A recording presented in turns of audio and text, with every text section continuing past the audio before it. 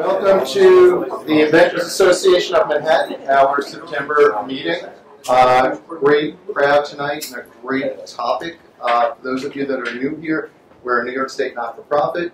We believe in bringing education and empowerment and networking opportunities to inventors of all kinds. Help you guys figure out interesting, efficient ways to move forward in your journey. We are hosted here by Troutman Sanders. They provide this space to us, which is very nice, and they are one of our professional members. And the professional member from Troutman Sanders is Louis Del Judas, who I wanted him to introduce himself, but I will use the term genius. He was upset I didn't call him a genius. And he is. I'm not being snarky here. Evening. Like I said, Louis Del Judas from Quirky, Troutman Sanders. I am an IP attorney. I patent trademark copyright. I've been doing it for over 15 years now. I sponsor these events because I like independent inventors. I work with companies and people of all sizes. I am a big firm. We're a 600-person law firm. We have a large IP group, but I'm always happy to help. If I can't help you, there's a number of other professional members that can help you. It's an interesting journey. It's exciting, and I'm always glad to help. So if you want to talk, I'm available in between the breaks. I'm available afterwards. Happy to chat. Thank you, Louis. We also have Gordon Perry. Great crowd here tonight. Many of you know me. I'm an industrial designer, and my studio provides industrial design, development, engineering, and we do it in a very different way than Quirky. And I'm as interested to hear his presentation as you are. So it should be a great evening. Thank you. Thank you, Gordon. And we also have Joey Salpietro, who's our videographer. He's been doing a great job for us. Everyone say hello to Joey. And all of our meetings are on YouTube, usually about a week or so afterwards. And I've been noticing we get some great viewership. But you miss out on the interaction like you have tonight. So if you ever miss a meeting, feel free to just check out YouTube under Inventors Association of Manhattan. And I am, forgot to mention, my name is Bruce Zutler. I'm the president of the organization, and I also operate a business called Fan Products Group, which provides a broad scale of services to inventors to help implement innovation more intelligently. So with that, our presentation for tonight is something that came about because we've had a lot of members ask, should I use Quirky? And people in the room start talking and suggesting and saying, I've heard this, I've heard that. And I think to avoid the confusion, I felt it best that we bring somebody from Quirky to tell us about it because it is an interesting opportunity. I met Andrew a few weeks ago through the help of one of our other members and got to walk through their facility, and it's a fascinating place. And I had the pleasure also last Thursday of being part of their evaluation panel. Did a great job. Oh, thank you. Thank you. There's no quid pro quo here. But I think it's really interesting to open your mind up to hear what is possible through Quirky and what isn't possible. And with that, I'd like to introduce Andrew Erlick. Thank you. Thank you all for coming. So a little bit about myself. And I have the title of Invention Ambassador at Quirky, and I will definitely get into that. I know you have questions, right? So I started, I went to Binghamton University. And I went into Binghamton University studying electrical engineering. And I did that for a couple of semesters. And I was interested in it, but it wasn't where my passion was. I didn't think it was going to be a long-term career for me. So one night, I was playing with this laser pointer. And it had 16 different images on it. And I had the lights off. And I was moving the laser around to the beat of the music. I thought it was really cool, right? A sophomore in the dorm, thought it was cool. So I started Googling laser light show events company, and sure enough, 20 minutes away from my parents' home in Westchester was this guy, Daniel Cohen, who owned Technological Artisans. And it was just him in his basement. And luckily, not only did he do events, but he also made his own laser projectors. He coded his own software. So I learned a lot from him that sophomore year internship during the summertime. I went back there again junior year, but during that time I realized that I was more interested in the business aspects of the company and just business in general rather than electrical engineering.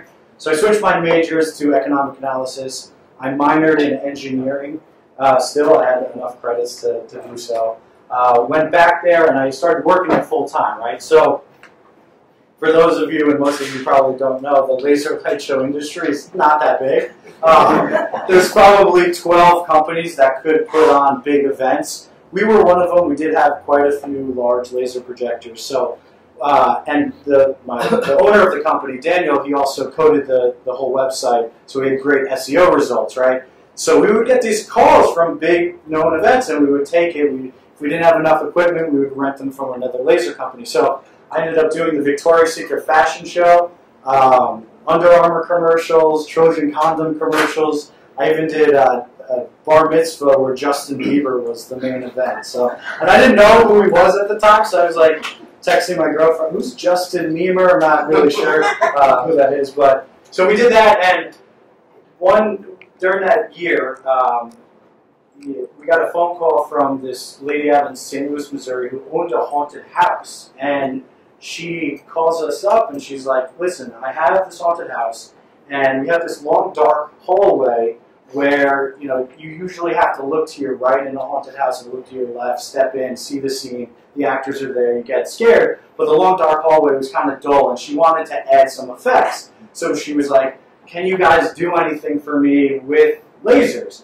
And we were brainstorming for a while, and we thought, what else is there in a haunted house? What else is cool? So if you're familiar with that vortex tunnel that you have to walk through, and a couple of you are shaking your heads, that's good. So, and it's kind of like a disorienting feeling when you're walking through it. So we were able to recreate that using eye-safe lasers, and we created the circuit board for it. We got the parts from Radio Shack. We made the controller. We sourced the laser projector from China.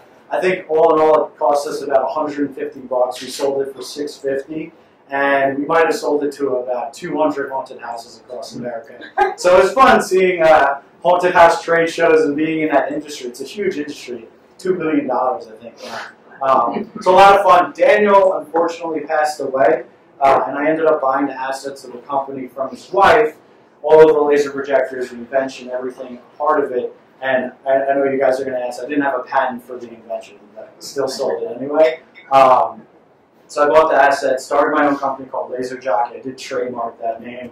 And I was doing it for a while, but instead of the big events, I focused more on weddings, bar mitzvahs, sweet 16s, quinceañeras, all that. Tried to do it in the tri-state area. And it was great for a while, but I ended up selling the company to a guy that I'd worked with. He's in the DJ lighting business, and that was good. And then I knew I'm the type of person that doesn't want to work for a corporation, and I can't really do well in that environment, even though Quirky's kind of turning into that. But, so I looked on startapply.com, great first startups, and found it wasn't the invention ambassador position that I found. It was account managers, and there was only 40 people at the company. So you have Nikki Ben Kaufman's wife, who is our 27-year-old CEO, tweeting about a brand new position at Quirky. And I tweeted back at her, got her email address, and she gave me, I think, 4 bullet points about what the position was. And I was like, yeah, that sounds cool. Went in for an interview. Then, I think it was Wednesday that I started the interview, and then Thursday, Ben was shooting everybody in the office with a water gun. I was like, this is definitely the place I want to come to work every day. So I started working there, and actually, funny enough, 2 months into working at Quirky, one of the laser projectors that I sold to the haunted house on Varick Street called Blood Manor, they have a bunch of advertisements, and it went down, it broke. So during my lunch break, I went over there and I fixed it for them and came back to Quirky. So what is Quirky, right? That's all what we're here for. So Quirky goes under the assumption that we all invent. We're all inventors. We all have been. We find problems even as a kid and try to come up with the crazy solutions. The sky's the limit, right? But then all of a sudden, we stop, right? There's things that get into the way. People start companies. They they go to work every day. They don't have enough time to produce their inventions. And there's a lot of things that go into it. This slide shows manufacturing and engineering and prototyping. It's a PDF, but okay. So prototyping, manufacturing, everybody knows what, or a lot of people know what in this room, what it takes to move forward with an invention. But it's hard, right? We stop doing that. Things get in the way. But we also all know that it has to happen. We have to, in order to move forward with society, invention has to take place. So what Quirky is and what our motto is we try to make invention accessible to everybody, right? Like a lot of you, I'm sure, have made a prototype before, but some people are just armchair inventors, and they have an idea and they want to submit it to our platform, and we're cool with that. It just matters about what problem they're trying to solve and what their intended solution is. So a quick summary of Quirky is people submit the idea to us for absolutely free. There's no charge, and we have a community of about 1 million people currently that bubble up the best idea, and they participate in other ways, which I'll explain. And you can influence the products by giving in your input. And then Quirky manufactures the idea, and everybody wins and cashes in when we sell that idea at eval. So what is eval, right? It's a staff evaluation meeting, which Bruce was a part of. So it's a Thursday night meeting at 7 o'clock. We get about 2,000 to 5,000 ideas submitted to our platform on a weekly basis. The 5,000 range happens when our CEO goes on shows like Jay Leno. It doesn't happen often. He's been on there for about, I think, 5 times. But we have our community that says what ideas they like, and we also have people within Quirky that are dedicated to looking at all of the different invention ideas that come in through the platform. And we have currently 4 business units within Quirky. So one is the home, the kitchen, the garden. That's one business unit. So all of those type of appliances. Then the business unit that I'm a part of, which is power and electronics accessories. So a product like this, which is Pivot Power. I'll explain the cool features about it. And then we have the G plus Quirky partnership. It's all app-enabled ideas, so anything that you can control with your smartphone that moves a consumer product is part of that business unit. And then we have the everything else category. So we obviously don't want to miss out on an opportunity that may not fall into one of those business units, so we put it in there.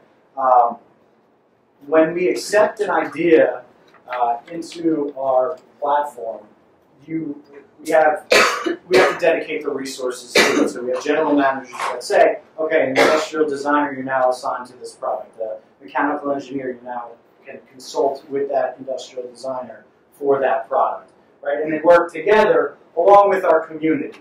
So I mentioned influence before, and you as a community member, completely free to sign up. You sign up, and you maybe have a gift for coming up with creative names for a product. You could submit your names, and you earn little bits of influence. We also do a lot with research, right? So part of my job is to understand what the industrial designers and the engineers are doing on a daily basis for all of these invention ideas. And I'll understand what their problems are and what research they need to do. I'll take that information and put it out into what we call a collaboration project. And all of these, within 3 days, I can get a couple thousand responses from different people all around the world into what they think about what we're doing. They vote on it. They could come up with the name and tagline, do the research, and we calculate all of that influence of percentages down to a fractional of percent.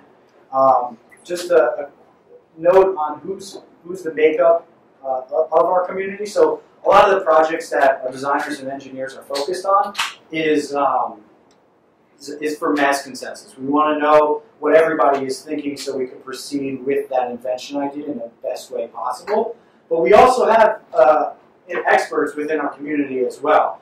I did some research, and I mailed, I think it was 1,000 people that have identified themselves as either a designer or engineer. And I sent an email, asked them to fill out a 7-question survey, and I got about 200, I think now it's up to about 350 that have filled out the survey, and they are legitimate experts, right? They're NASA scientists, they're Philips engineers, Apple, all over the place. So it's great to know that those type of people exist in our community, so that recently I opened up a project because we're creating a speaker, a portable speaker, and we wanted to hear from a acoustical engineers, acoustics engineers within our community, and we were able to pinpoint who those people were and really focus on their feedback and understand that. So that's amazing to have that ability to do that. So all of this collaboration that goes on, it ends, I guess the next beginning of the process is what we call a virtual launch. So Bruce saw this. We have this whole design lab, which features 3D printers and laser cutters and bandsaws. So anything that an industrial designer or mechanical engineer would need to produce a prototype is right in our office. We're also opening up an office in San Francisco with even more machines. So we want to prototype the idea. So that prototype that we take, it then we have our photography team, which is also in-house. They go to the location where they think the invention will best be suited. And then we have our creative team and Photoshop experts, renderers. All of that gets put together in what we call a virtual launch. And it's great because we could tell the world what the product is intended to be, right? So we get feedback from not only our community who comments, oh, that's a great job, and you did really well, but also retailers sometimes look at what we virtually launched, and it may cost something like $10,000 to get to this point. So it's low investment in the grand scheme of things, but retailers are saying, oh, that's an interesting product, you should look into developing that even further. And also the whole social media and blogosphere, right? We recently had a product that I would say we were lukewarm about, right? We weren't too sure whether or not it would make for a great invention. It's this product called Slide Rider, and it's basically a mat that you put over any set of stairs, it folds up, and then anybody could go and slide down the slide, great for kids. But Pee Wee Herman tweeted about it, and Sarah Jessica Parker started tweeting about it. And it had the most amount of social media outreach that we've ever seen before. And this was very, very recently. So we decided, we made the business decision, all right, let's move forward with that. And we have been. We've tried to, look to our manufacturers over in China and see what they can do. We're getting back prototype samples. So we do this virtual launch every single Tuesday, Thursday, and Friday at 12 o'clock. How many of your submissions, of the 2,000 to 5,000, make it to a virtual launch? So in all, we've accepted about 700 ideas at eval. Recently we said to a lot of those inventors, because we've put general managers in place, that we've said, listen, this is a very interesting idea, but we don't think, because they did a lot more research into the product, we did some market research, we're going to hold off on this, we're not going to move forward with it. And we gave that invention idea free and clear of any sort of payment to Quirky back to the inventor. So that was maybe we have, I think, 400 ideas currently on our platform. Well, you saw, we accept anywhere from 2 to 5 ideas on a weekly basis to explore even more, do a lot more research into that product idea. But eval is all about, is it interesting? Is it something that we could get behind? Are we passionate about it? I don't know if you come into it, but of the 2,000, let's say, you get every week, yeah. How do you wean down to the 8 that get discussed at eval? And are those the only ones that have the potential to go through? Right, so a lot of that takes place on our community, on our whole messaging, so we can see how many votes an idea gets, what are the reasons why people aren't interested in an idea. So the community helps us filter that down, but we also have a whole community team that's dedicated to looking into all of the ideas. We also have the general managers and the business people that are looking into ideas too. And really, anybody at Quirky can champion a great invention idea and want to present it at eval. If they say, hey, I've seen products in this realm, but this is really interesting, I want to bring that to eval. We're happy to do that. So all of that influence, all of those fractional percentages, we calculate, like I said, and everybody, when you sign up to our website, you can create a stick figure, and Quirky is, Quirky, so our whole branding is surrounded by stick figures. We give away 10% of wholesale revenue for every product sold. Okay, 10% of wholesale revenue. The inventor gets the lion's share of that. It starts at 4%, but the more that the inventor puts into the product, whether it be before he came to Quirky or during the development stages, or she, the more they get. So I've seen inventors get up to about 6 to 8% even. So when we sell that product, it becomes money for everybody that's involved, right? That's the only way that Quirky makes money is when we sell the product at retailers. And we work with some of the bigger box retailers. Target, Home Depot is a huge retailer for us. Obviously Amazon, all of those retailers have one or several of our products. So to date, I think it's about 115 products that we've took from start to finish and are on either retail stores or selling in our own e-commerce shop. 125 physical products. For the lawyers out there, I think we've patented about 7 of them. So the thought process there is, to me at least, what I say to inventors is that we may not patent your idea, but the mere fact that you have thousands of people that are interacting with the product development of your invention idea, they're fighting for you. So if they see knockoffs, they're gonna. I hear this. I've heard this in the past.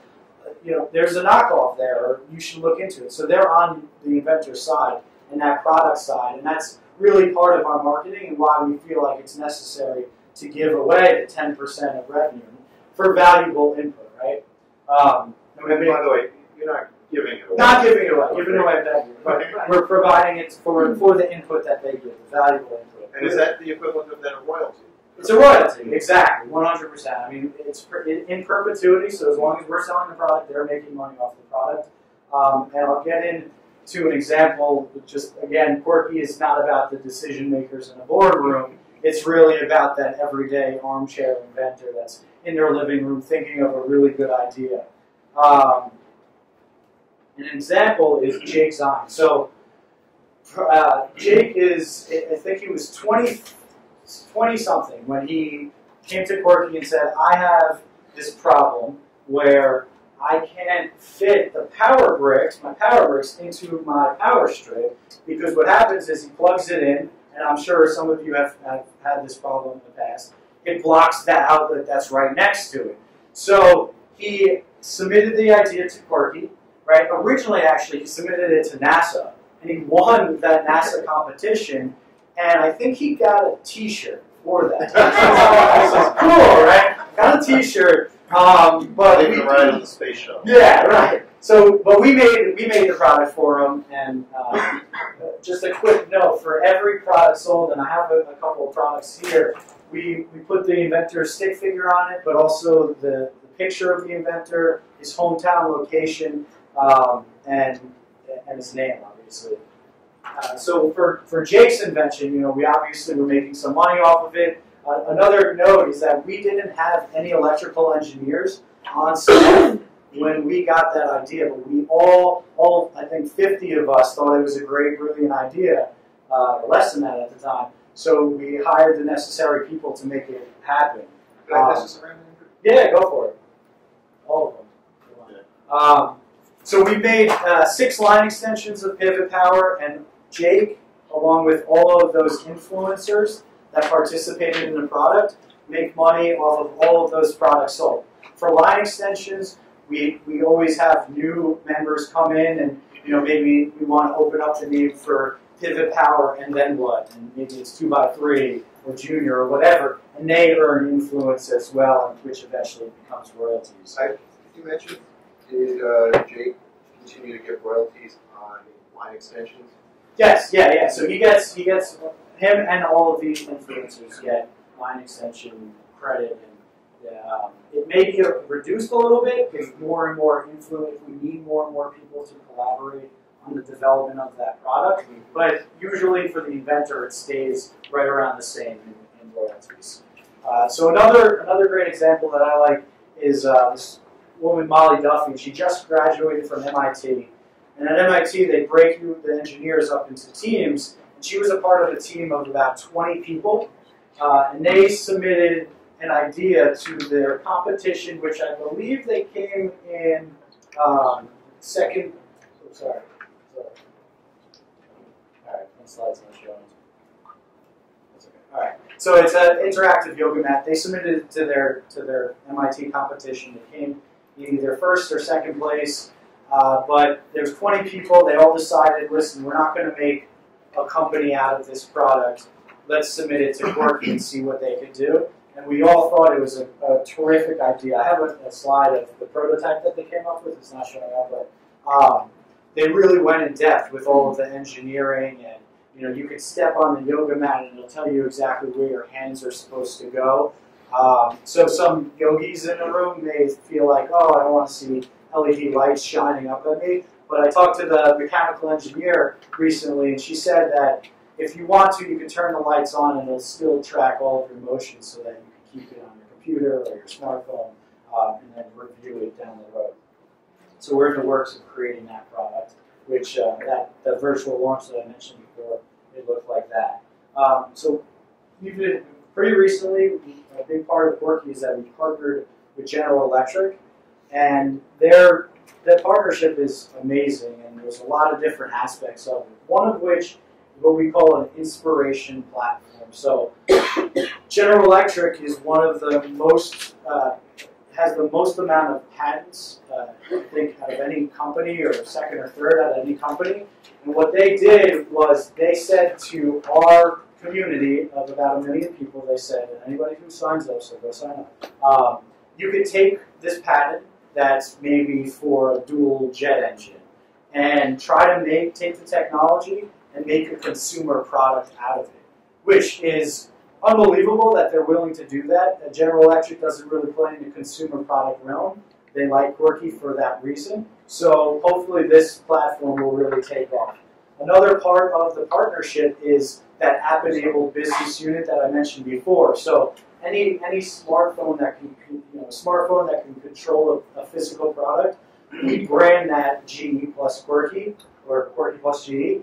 And that's good for us being a startup, in the fact that people can walk down the retail aisle of Home Depot and see the little mark of General Electric, and instantly they have the brand recognition. So I think it was 6 products that we produced with the help of General Electric in a 9-month period from start to finish. And they're all on retail shelves currently. And here are some other products that are in that realm. So even more recently, we again partnered with GE, and they gave us their technology of or their know-how of how to make an AC unit. And the invention here is a smart AC unit. So Garth and Leslie, who used to work for the Department of Energy, he submitted this idea for a smart air conditioner. And the reason why it's so smart is that it has a proximity monitor in you have your proximity monitor in your phone. So your air conditioner knows Andrew just left, turn off if he forgot. And also at the flip side, if I'm about to come home, the air conditioner will turn on so that I don't have to blast it when I get home, and it's energy conscious. And also you can set a budget on it, and it could also read the temperature outside and adjust to what temperature you want inside. So again, it's saving on energy costs. And Garth will probably make, if he hasn't already done so, about $500,000 just in this summer on this invention alone. So that slide not coming up. Oh yeah, so this was a video I was going to show, but it's a PDF because I couldn't convert it. So one thing with the General Electric partnership that we noticed was that a lot of good feedback came in for just the app alone. Home Depot, which was the main retailer that picked it up, liked it a lot. But consumers thought it was very easy to use. And there's other apps out there that play in this space, like Smart Things, but they liked it so much that we ended up making a company out of it. And so Wink is a subsidiary of Quirky. I think last time I checked there was 40. There's probably 60 people that work there now. And it's just app developers and anything that a company would need to put their consumer product. They have it already app enabled, but they want to put it on a platform where they're part of this whole ecosystem. So we got a lot of other consumer product companies, some of which are competitors to Quirky, go on this app and be a part of that ecosystem. And we got it in a lot of different Home Depots. It's on an end cap. And also, so July 2014 was when we really officially launched it, and we had the largest collection of connected home products on that platform alone. And there's a lot of competitors out there already, but it's been going well so far. So that's really the overview of Quirky. Thank you.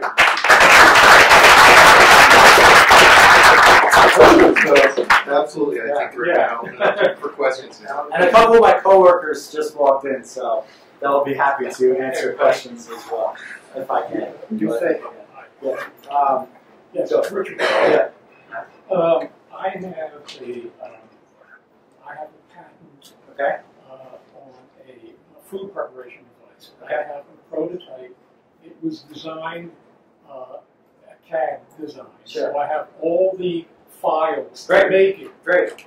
I also I have an idea which I'm developing, which I don't have a patent on, and I want to know if you sign disclosure statements. No. You don't sign disclosure. No. So you submit your idea to Quirky, and for a week currently, it's open for the world to see. And the thought there is 100% of a good idea left alone in your head is worth nothing. So, you know, if you want to keep it to yourself or go other routes, like Quirky is an option for people. No, I eventually might try to patent it. Sure, and you can patent it, and we accept patents. So as far as patent goes, we could accept it in that weekly evaluation meeting, and you know, we would obtain the rights to a patent down the road once we know that we are going to make the product. That's when we would ask the inventor to assign the rights to us. One other question. Sure. Is, do you consider surface design? Because I'm a designer, a dimensional designer, and I design a system for home signage, which it covers a vast array of home products. And would that be something that you consider? So it may be, it's consumer product. So if you, right now, if you think it could be sold at Target or Home Depot or Best Buy, then absolutely. It would be graphics on applications of home products, surface. I've said no in the past, but then I've seen it come to Quirky and it makes it through the process. So it's just something, but I would say that usually we're on consumer product level, not like signage or billboards and that kind of stuff. So I could, for instance, I could email you the CAD illustrations of the product and photographs of the prototype. If we accept your invention idea on our platform, then you'll be assigned an invention ambassador. And part of my job is also to be an account manager, for the inventor. So then you would be able to send it all that input to me, and I could give that to the designer. It starts with a written, just a written statement about the product. Yeah, so you could add videos and pictures and descriptions of your invention. Okay. Yeah, all that. Yep. Excuse me 1 second. So, this gentleman's question. So, the vast majority of the idea submissions you get come without any IP protection. Correct. But if somebody has a provisional patent pending or such, that wouldn't preclude you from trying it, right? Yeah, absolutely not. Yeah, we take anything from a napkin sketch all the way to a patent all the time. It doesn't Yeah. You said influence. Yep. You can gain influence, and how does accumulate the influence, and can you convert the influence into? Okay, so influence turns into royalties, right? So just think of it that way. When we sell a product, you get a percentage of that product, okay? So you accumulate influence by participating in the product's development, either coming up with a name, voting for a name, answering research questions. All of that we're calculating, and it continues to accumulate. Waiting for someone else's ideas or participating. Participating in all of the developments. There's an influence tab currently on Quirky. There's 3 tabs. Invent, where you're submitting. There's voting on other people's ideas. There's influence, where you're participating in the products that Quirky is currently developing. And there's also the shop, very secret lab. So that's part of the secret sauce, though, is this algorithm that's working behind the scenes Very much so. that determines. Can you give an example of someone who's a non-inventor, how they accumulate influence to get paid? So I would say the best example of that is, I think his name is Lemonheads on Quirky, but he is a great namer of products, and we've selected maybe like 10 different names from him, and he's accumulated maybe make over $100,000. Yeah. Wow. So there's other influencers who never have ever invented, but they participate and they're good at it, and they earn money that way. And that's great for us too. Two parts. How much of your personal social media do you have to get involved in this, or is that kind of just completely separate? Do you kind of just focus on the influencers on your site, or do you have to get your own involved as well? You're saying when you're the inventor and you're submitting a product. So it helps if you get people that are on board with your invention idea, just because one of the different parts that we look at is how many votes the idea gets. It's not the only thing that we look at, but it helps. But no, you submit it, and you have the whole community that's going to eventually look at your idea. If they're, if they see it, they can vote on it. They don't have to vote on it. All right. And then the other part is, when you have napkin sketch versus a video. Yep. The video's going to get more influence. So out of the gate, they actually would get the same amount. But if we don't have to open up other collaboration projects because the inventor provided us with so much good content at the very beginning, then all of that leftover influence that we would have goes to the inventor. Yep. So let's say you submit a non-patented idea to your company and it doesn't get accepted to expert review. Okay. Now that idea is open to the public. Right. So now that's the risk that we have to take. Correct. Well, so after 7 days, it's only public for 7 days unless we accept it, and then it continues to be public, but we're obviously trying to work on it. But if it's off of the 7 days, no one else sees it in our community. So it's only public for 7 days. But that idea has been released. It has been out there, and somebody could see it and potentially do something with it. I've never really seen that happen. I have seen knockoffs of products that we've have made, like that pivot power. There was this one from China that I saw in this other product, but I haven't really seen too much of that. The one patent attorney in the room, I will let everyone know that you may be correct that no one is knocking you off, but the public disclosure may include patenting. Yes. In the future. So everyone's just clear on that. So It doesn't exclude, but it doesn't preclude if you don't work fast enough. that's correct. And it will affect your international. And it will affect international. Yes. And that's something that our lawyers take into consideration when we accept an idea to develop. We'll understand if that inventor has patent pending, and they'll be quicker to take action on it so that we could get the full blown patent. Yeah, go for it. If I remember correctly, like last year, Jake Zine made X amount, right? Yep. So, and he gets the percentage on revenues. And I've noticed that's changed over the years for Quirky. And I'm wondering, is he subject to that change? Okay. Yeah, like, being the person whose idea came. So I don't know if that, in the fine print that says that. I was just wondering. Well, I think we used to give, I think this is what your question is, like, if we make a line extension, does he still earn money off of it? Because he does. Like the percentage was like changed. So I remember like when you guys like aired, I think like a next list, like I don't know about like a year or so ago. I think it might have been like 10% of the time or something. Oh, okay. So 10%. So we have this notion of indirect versus direct sales. Direct sales is any product that's sold off of Quirky.com that the community gets. And they used to be able to get 30% for very old products. They got 30% instead of the 10%. Yeah. And then indirect has, for the majority of the time, maybe the first couple of years it was at 30%, but now across the board it's 10% that the community and inventors get.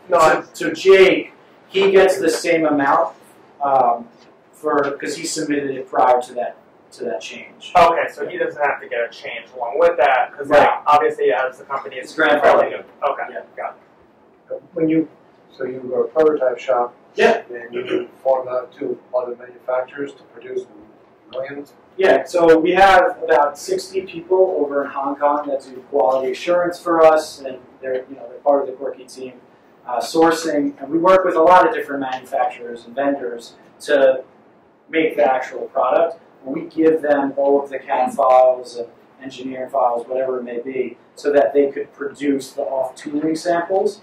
And during the course of the process, that vendor will provide our designers and engineers with their off-tooling samples. And there's probably, we hope it's only 3 revisions, but there's back and forth between our manufacturers and our Quirky staff here to make sure that it's absolutely perfect. We've also manufactured 2 products that are in America that are shipped.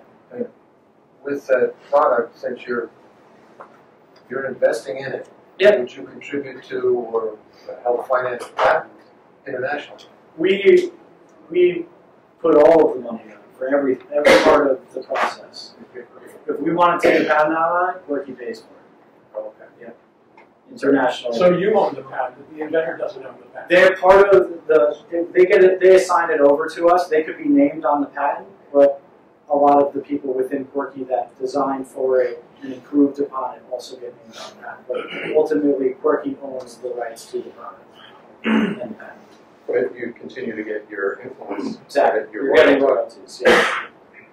You're getting royalties. And if we stop selling the product, we also give you the ability to buy it back from us. So that basically says, we sold it for a little bit. Maybe you made, hopefully $100,000, $1 million on it, and now we're going to stop making it. We'll tell that inventor, and they have the opportunity to buy back the product, and then they would give us 10% of revenue for whatever they make. But they're already making money off of us because we're producing the product. Yeah, go for it. Okay. I like your shirt, by the way. Yeah, It's this is a a Quirky Quirky shirt. Yeah, I got it for submitting. Yeah. If you're going after a patent and you think you can make a product, make a product. But I have 2 patents. Yep. Those are things I haven't submitted to Quirky. Sure. But I've submitted 106 other ideas. Wow. And it's, to me, I carry my phone or a notebook. Yep. And you see something and you're like, that's a dumb way to do that. Sure. Like there's a switchblade ring that I saw on the internet. And I was like, what are you going to do with that little itty bitty tiny blade? So I turned it into a bracelet. So the switchblade bracelet went to Quirky. Nothing I'm going to make, and I draw it up so it looks like a piece of jewelry. And I've gotten so many comments on the work I do in 3D, SketchUp and other things like that, that every day I get 3 or 4 people asking me to draw their invention because they've just penciled something. Great. What's your screen name on? Set it and halt. Okay. And since I'm retired, if I think it's a good idea, I'll draw it, and then I'll send it to them, and I'll say, let me know because I want to influence it further. Okay. Or I'll get someone who's like, I haven't submitted something yet, but I'm thinking about doing it. You can actually share submissions. Yeah. You can tell someone who's contacted you because you get your own private email sort of type of thing. Right. And they'll say, I'm thinking about this, this, this. I noticed that you've submitted things similar to it. What do you think? How and then there's the influence. Yep. Someone influenced a thermos that's self-heating, self-cooling, and the guy said it was not battery powered. And so of course my head's swimming in ideas of how not to have a battery powered heating, cooling thermos, and you picked up on it, and I influenced how that would work, and I made about $75 on just the idea of how that might work. Right. So I don't even know whether you ever made it. I don't know whether you. I imagine you did, because I'm receiving influence royalties on it. See, and I think what's interesting about this is where it's kind of the upside. It takes so much to get an invention off the ground, and a lot of times, if you don't have the implementation plan worked out, you need the help of outside experts. And no matter how much you want to protect it, unless you open up a little, you might never get there, even with a patent. Right. So once again, an option. Yeah, definitely an option. So you mentioned on the voting process, it's just one element of your selection.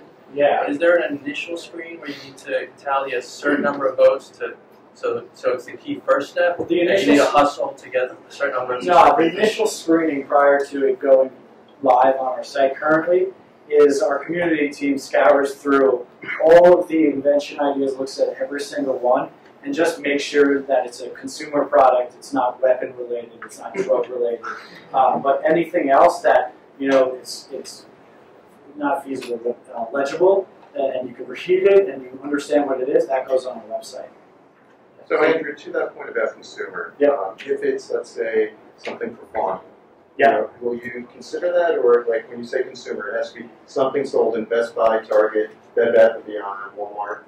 Honestly, we'll consider it, right? Well, just like we did for Pivot Power, where we didn't have any sort of electrical engineer on staff, we had no electronic products. We hired the right people. We'll hire the staff if we all think that it's a great invention.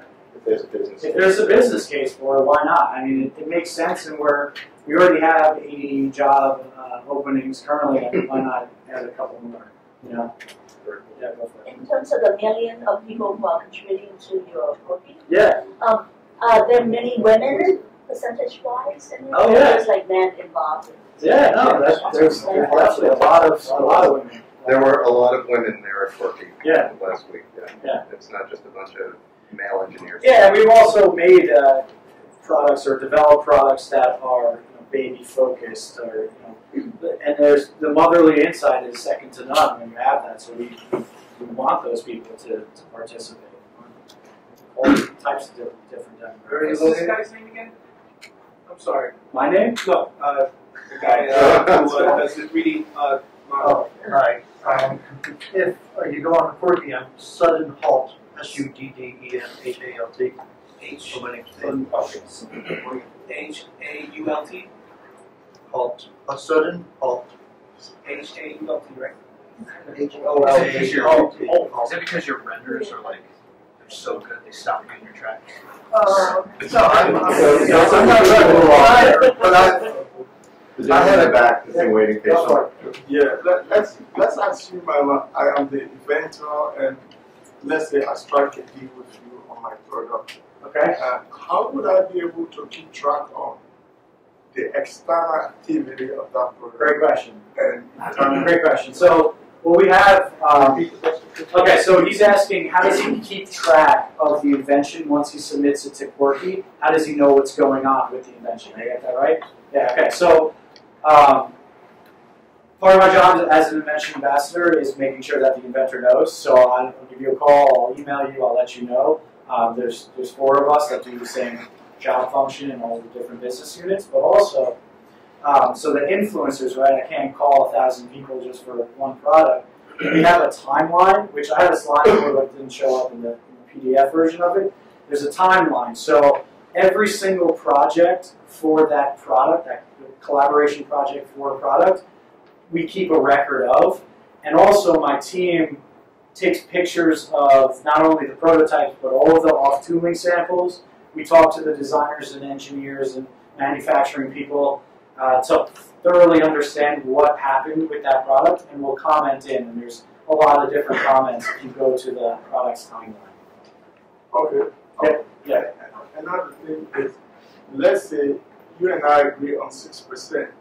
Okay, I'm the inventor. Yeah. So also, how would I be able to know how many you sold, actually sold? Yeah, good question. Yeah, so we don't really, it's not like a negotiation process for how much you earn. It's really about how much you provide. So put that aside, but we keep the amount of money earned and the amount of products sold right on that product's page. So you go to our shop currently, it says who the inventor is, their story of how they came up with it, how much they made off of the product, and how much the community made off of the product.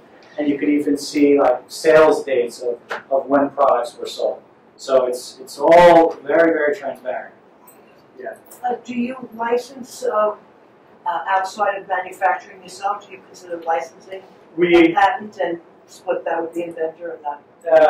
We tried dabbling in that, but we ultimately all agreed that it was better to manufacture it ourselves and not go that licensing route. Does your internal team look at something that there's possibly it's already out there? How much research do you guys develop? Okay, so yeah, good. So when you submit an idea, not only can you vote on it and comment on it, but we also have a similar product tag right on that invention.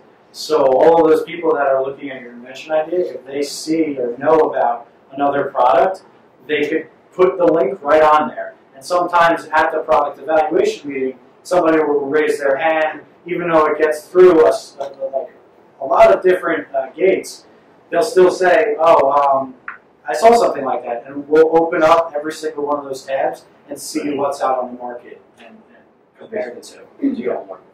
So it's a pretty self-cleansing platform. Yeah, I would say at least Google the invention idea before submitting it to Can you submit a suite of invention, related inventions? So let's say you've got a watch with a band and something that fits in. Does that work? I mean, if it helps the people see the vision of the product and see line extensions for the product, I would say why not? You're absolutely welcome to do that. We would most likely take the core of the invention and go off of that and really try to get the community's input into that invention idea and see what we can do with it. But absolutely, we wouldn't stop you from envisioning that for sure. Yeah. I remember like a year ago, like you guys had like the whole like 200 vote system and stuff, right? In 30 days, and like I got that. So the thing is like I remember at the time it was very much like, vote for me, I'll vote for you, that type of stuff, like what's going on. I remember like emailing some guy and like, how much does this really matter? Because I'm coming back, I'm like, I'm not thinking of ideas, I'm worried about like, okay, I'm voting for this guy just because he's voting for me, and I don't even let it, plus I know this guy's idea is already out there, so, and I'm sure it probably still goes on. I like how you changed the system to where it's like within 7 days, but the question is that still going on? So how do you feed out of that? Like suppose you had a really good idea, but you're not really in with like the whole vote counter vote thing, then your idea might get overlooked. You know what I mean? The response that I got from whoever it was that like everything gets looked at, right? Yeah. So obviously, more generally speaking, all things equal, there should be some kind of correlation with like the more buzz an idea has, the more votes it's going to get. Yeah. But if if it's a good idea and the person that's not, who just put it out there is not voting, counter voting, and everything else, then it might get less votes than otherwise would in a normal system. Yeah, I mean, the more votes is again one feature, and we do look through every idea. We have a team dedicated to it. You may not receive too much feedback on an idea if you don't have a lot of people commenting on it, but we'll at least give the opportunity of every invention idea that comes through the a comment or somebody looking through it. I would say to that, it helps making a presentation out of it, submitting the CAD work and the visuals, like a video. Yeah. People are attracted to this. Just like marketing, you walk down Times Square, you see all the flashing lights, you're going to look up. It's the same with that, try to grab their attention. But at the same time, we don't want those gems of an idea that may be just a napkin sketch to fall through the cracks. And that's why we try to make a valid effort to look through every single idea. Got it. Okay. You said that you have it on the internet for 7 days. Right. That's not the 2,000 that you were submitted. That's what the 10 that you've chosen out of them. No, that's all. The whole thing. Yeah, everything is out there. All of it. Okay. When you say that, so this gentleman here has the patent, designs, and all the other stuff. Sure. So that would add to his percentage, you would think, right?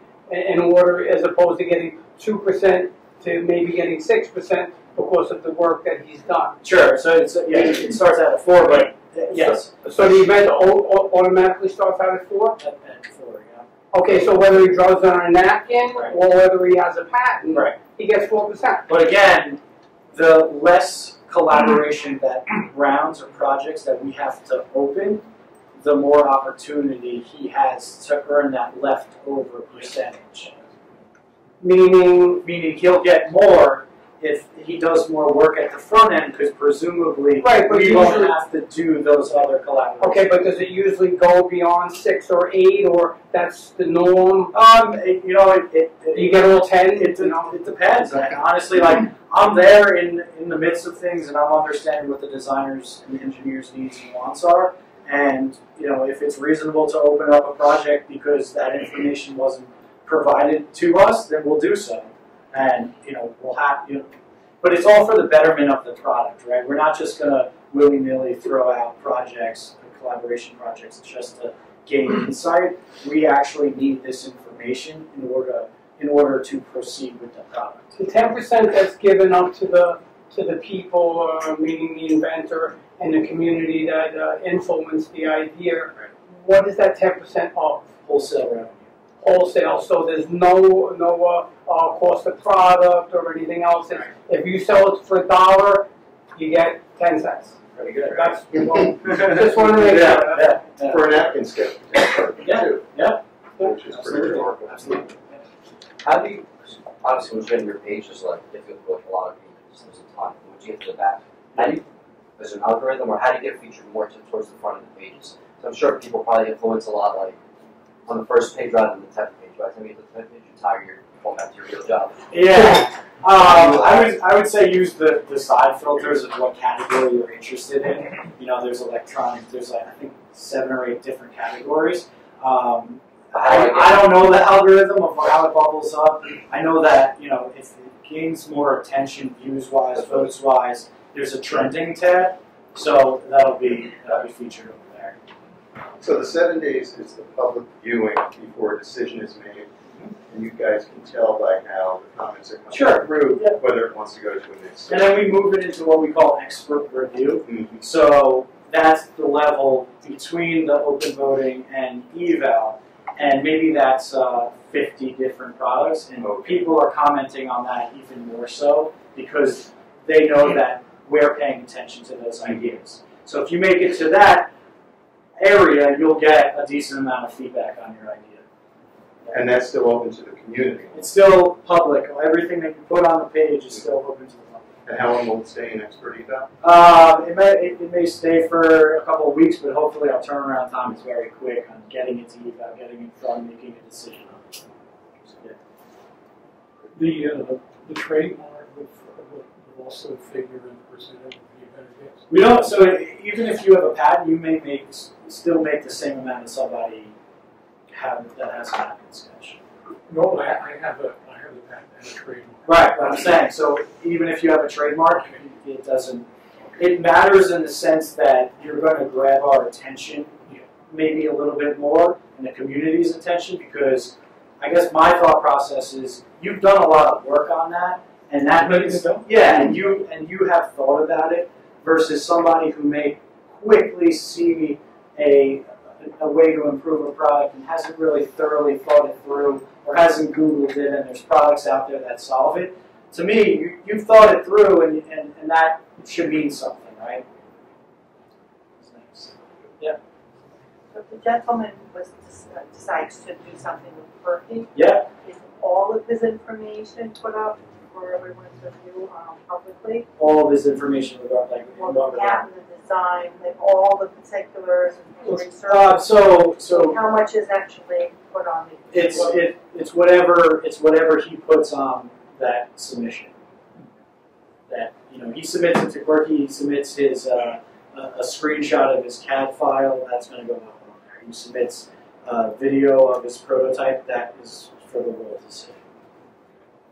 One other question. I mentioned this line of graphics that I've done. Yep.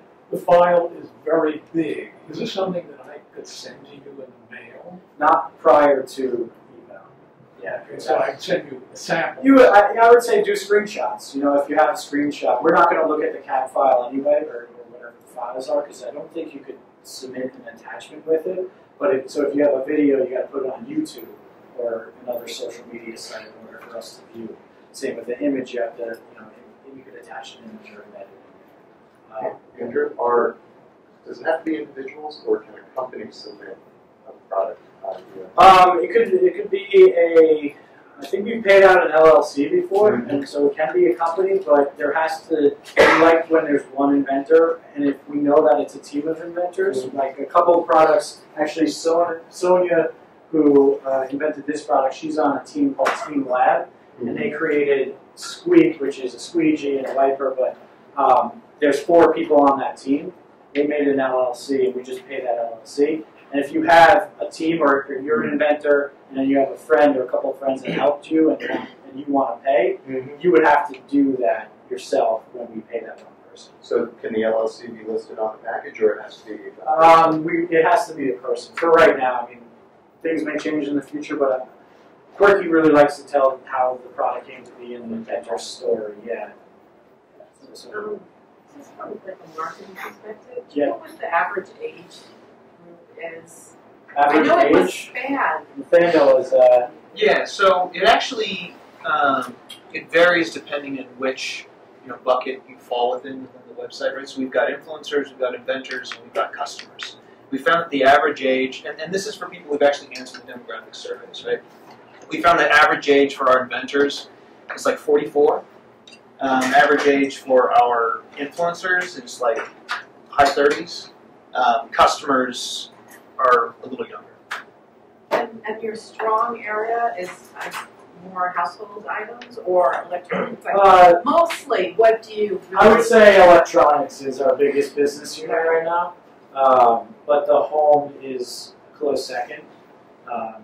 And then the others category? Everything else, yeah. So currently, it's awesome. The everything else category, they're focused on pet products right now, toys and games, fitness. But again, there could be a great product invention that comes in, and we make a new business unit out of it. But and GE plus Quirky is a big one also. The app-enabled products, yeah. How does the product that's already manufactured by Quirky get into Best Buy or Home Depot? We have not only the community team, my team, industrial designers, manufacturers, but we also have everything after once that product's made. So ops, operations, logistics, marketing team, and sales team. So we have account managers for all of these big box retailers that say, hey, listen, I have a new invention that just came through, and it'll be available at so-and-so date. Here's the prototype, we'll color it, we'll paint it, and we'll present it, and if we get good feedback, we'll move forward with it. Yep. Can I conclude then if I held back the drawings, description, and so forth until it goes into eval and whatnot, it might not get as much, it might not get in. It probably won't. It probably won't. Right. So we need to submit what we. Yeah, I mean, you should let the community know what your idea is all about. Put your best foot forward. Yeah. Yeah. Say, for instance, an inventor has their vision patented already, yep. And you have a number, but we still submit it to Quirky, and Quirky accepts it. Yep. So what's to stop the inventor from putting that invention to another manufacturer? Our terms and conditions, I guess. Yeah, we have a legal team. We'll talk them through like that. The worst thing in the world for us is an unhappy inventor. That's probably that we're making their product of, because we do try to market the inventor and let them talk to press and have them tell their story. But we'll coach them through that process. That if you have a patent and you sign over the rights to us, then you can't move forward with it. Sign over the rights just yet. Well, okay. So if you move forward with it on your own, even though it's in Quirky's portfolio, right, we'll have a discussion about that and see what you really want to do. There's been a time, I think when I first started at Quirky 3 years ago, there was a guy, Jim Johnstone, who created this product, Thor, which is now Thor, and it's this ice scraper. And he had a little company out of it. It wasn't his full-time job, but the product has changed from what he started. The core innovations are still there. But we said to him, listen, it's weird if we're both selling the same product, right? So we would have to kindly ask for you to not sell the product on your own, because then you're getting the marketing of Quirky, and the could be hundreds of thousands, if not millions of dollars in marketing, behind your product, but you're also making a higher margin on the product by going off and trying to do it yourself. So we work all those issues out. And we're very, very quick with the community to find out when that happens. What were you going to say? I'm saying, so it's either the 10% or nothing. Like, we have to accept the 10% from Quirky or we drop that and we go elsewhere. If you're lucky. Yeah. I mean, from my understanding, very lucky. Yeah. But nobody's holding it down to you. Yeah. You wouldn't get 10. Well, I'm just saying, I'm going for the highest. But even if it's 6%, are we locked into that 6% and we can't go anywhere else? If we're we can't selling take your product anywhere else to another manufacturer and have the manufacturer and sell it elsewhere? If we put the hundreds of thousands of dollars, millions of dollars into that product to develop that product, we're going to have a strong hold on. So we must find out. I see what he's saying about it. You're influencing Europe. You're not paying. You're international, right? You're on the internet, so yeah, sure. The boundaries. We're focused on America right now. For sales. For sales, right. But invention-wise, actually, one of our most prevalent inventors is Mark Zek in Hamburg, Germany. He created this rubber band on a hook. He sold hundreds of thousands. He's made hundreds of thousands of dollars. And he's like a 10-time inventor. So anywhere in the world, you could be an inventor. We accept inventions from everywhere. We love that. And for sales on the internet, you sell. Yeah, we could ship it anywhere. We could ship it anywhere. Yeah, we had a lot of distributors to sell to all around the world. What's the average time from when you influence 7 days till a product's made? I know some electronics can be a lot longer, but is there an average? People ask me that question. Our earliest, our shortest time was 30 days. So idea submitted to Quirky, manufactured on retail shelves at most Best Buys in 30 days was this egg separator. So it was like, it's called plug, if you've seen it, but it takes okay, so it takes the yellow out of the egg, so you don't have to do this back and forth when you break open the egg. So that took 30 days. Was that something that couldn't be patented? I think it wasn't. It was not patented. Okay, so if there's a product that can't be patented, that wouldn't be a constraint not to make it. Correct. Yeah. So the average, again, it varies on the complexity of the product. Those app-enabled products, which are probably our most complex products to date, like the AC unit, took 100 days. So, it's pretty. Less than a year. Yeah, it's pretty fast.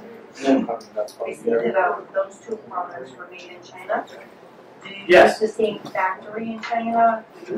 Do we use the same? How do you operate in China? Okay, so the question was, do we use the same factory in China? If it makes sense. Not the company that manufactures the scissors is probably not going to manufacture our surge protector. So we, again, have people on the ground there that look to see and form relationships with all of these different vendors, and we work with them and see what they could allocate to us in space. They want to know how many products are we making and how much of their plant do they have to devote to us. But we definitely use the same manufacturers for products that are similar. And is the quality consistent? Yeah, and we do. That's great point. Great question. We are getting way more into quality assurance and product testing. So again, part of my team is reaching out to the community to see who wants the product tested. We'll send them the product, and we have a long form for them to fill out how they interacted with it, do the break, whatever. And right now we're in like the 10 to 50 range of those products being tested. We also, for electronics, we get UL certified. But we'll soon be doing like 200-300 products prior to mass producing it and sending it out and make sure it's. I haven't seen a lot of the products until I visited a few weeks ago, and I was struck by not just the industrial design quality, but the quality of the manufacturing. I've been doing stuff overseas for years, and they choose good plastics. They are not using thin wall thicknesses. I mean, it's good quality. They know what they're doing. So that's not meant to be a plug for them, but you're concerned. No, I will admire for the purpose of professional admiration. And they have everything else, the marketing team, and they have everything else, the marketing team, all business structures. Right. Yeah. What's the median revenue that's been generated by like the 130 or so products that have been approved? I could tell you how much our community makes, I guess. I actually don't know that number offhand. Nathaniel might know that. So this is not based on like the products themselves, but last year I think our revenue was 45. This year we're on track for 121. That's not just product, right? Some of that is service, right? We just launched another business called Wink, right, which is a connected devices platform, and so a lot of service revenue on that side. But overall, the return's been good. The community's earned over $5 million themselves, so that's 50, I guess, because they get 10%. Yeah. 50 million. Yeah. So Andrew, I think there's still some skeptics potentially. Oh, sure. You guys being right here in New York, is there ever an opportunity for any of the Inventors Association to comment, and how do you control the door? Every week. So let us know by Tuesday. You could call up the main number, say you want to come by. But it's Thursdays, 7 p.m. The office is on 28th Street and 11th Avenue. And let us know by Monday that you want to come. We cap it at 100, but we also provide food and drink. And you can participate. Can you bring prototypes with us? Yeah, but you know, people may give you feedback on it, but ultimately it has to be submitted through our platform to give you that extra feedback. And then that would happen later. Yeah. You want to see it. Exactly. Yeah. But we could tell you whether or not it's worth submitting. Yeah. Okay. You do that too. What's that? Thursday at 7 p.m. And the office is on 28th Street and 11th Avenue. Please come. We want you. We see colleges, universities, General Assembly, if you guys are familiar with that, come all the time. People, friends, guests, friends and family, they come. So you come in and then you kind of help vote on the products that you have? Yes, if you're in the room, your vote counts. So we may just say, whoever's in the room, do you like this product? If you vote yes, raise your hand. That the majority wins of whoever's in the room. So your vote counts. Sometimes we have a live interaction. So we have cameras that are all set up, HD cameras, around that eval space. And you could watch the live stream online. And sometimes, so they get voting privileges if you're watching. And Ben, who's the CEO that runs the whole thing, he'll say, all right, we're kind of undecided here in our, in our live space. Let's go to the community, and we'll see if the majority wins. If that little ticker hits over 50%, the invention gets in. Yep. A comment and a question, and I think you might have covered this, but just so everybody understands, and I think I understand this right. Yep. Even after it goes to product eval, like, and you'd say you guys decide I'm going with it, yet still you have to go to the person that originally submitted the idea if they want to pursue and continue with it. Because I think some people are worried, like, oh, like if they got accepted and they want to go another route, they still have that option until they sign something with you guys, correct? Yeah. So I believe the terms and conditions says that once we accept it at eval into our portfolio, we own the rights to that product. But to be very open about it, my team works with that Inventors, calls them up on the phone, make sure that all of the detail, I don't give them this presentation, but enough of the details get known to that inventor and they know what they're getting themselves into. And if they want at that time, they could pull back. And also at the same time, we do have a lot of products that are on our platform that we do accept. Like if we accept 2 to 5 ideas on a weekly basis, some may be sitting around. We can't get to every idea all of the time. We don't, we have a staff of 300 people, I want to say. So some sit for a little bit. Could be a year until we finally get to that product. But you as the inventor can call us up, and if you really want to pursue it outside of Quirky, we will be glad for you to try to do that. A couple more questions? No more questions. Does that happen, that people get selected and they say, nah, I don't want you to make it? Absolutely. Like, very often? No. Okay. No. And now more than ever, not. Okay. As we get bigger, obviously, there's a high potential that we'll find that right mechanical engineer who can work on it, or electrical, firmware, software engineer that will be able to work out, and we can have more products in Best Buy and Target, and they dedicate more retail space to us so we can produce more products, and we know that they'll have a home, so we're going to make that product. So to be in the voting and go to 28th Street, you need to notify you by Monday for Thursday? Sure, yeah, Monday would be great. Do you want to give us the information, the contact information in terms of just where you are, how we submit all of this stuff by email? Oh, so you have to go to quirky.com to submit your idea, and it's quirky.com/invent. That you submit your idea, and you'll see there's a big orange button that says submit your idea. Yeah. Do you do infomercials? We do QVC, that's our closest thing, but we try to, our brand is hopefully a little bit more high quality than, you know, the other brands out there. I was gonna say, you just say that. I'm on camera, so I can't. Well, with that, Andrew, thank you very much. Yeah, sure.